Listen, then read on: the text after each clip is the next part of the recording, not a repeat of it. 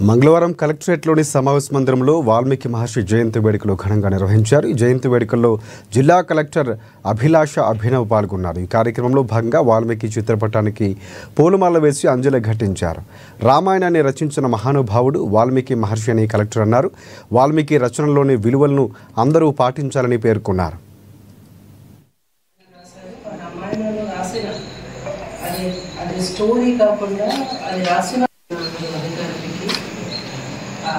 వారికి కమ్యూనిటీ వారికి అందరికీ నా చాలా చాలా శుభాకాంక్షలు.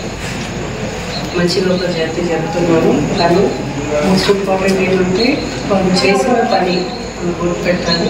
రామాయణంలో రాసిన అదే స్టోరీ కాకుండా అది రాసిన ప్రిన్సిపల్స్, లైఫ్లో ఏమేమి ప్రిన్సిపల్స్ మనం పాటించాలి, ఏమేమి బిహేవియర్ మనం పాటించాలి, మన మంచిగా క్యారెక్టర్ ఉంటేనే ఎట్లా మన క్యారెక్టర్ సాధించాలి, మన శత్రువుకి లేకపోతే మన మిత్రుడికి కూడా ప్రాపర్గా మారల్ ఎథిక్ ద్వారా ఎట్లా చూడాలి, అదే బేసిక్గా రామాయణం. సో అందరికీ రామాయణం తెలుసు, కానీ అది సేమ్ మారల్స్, అది సేమ్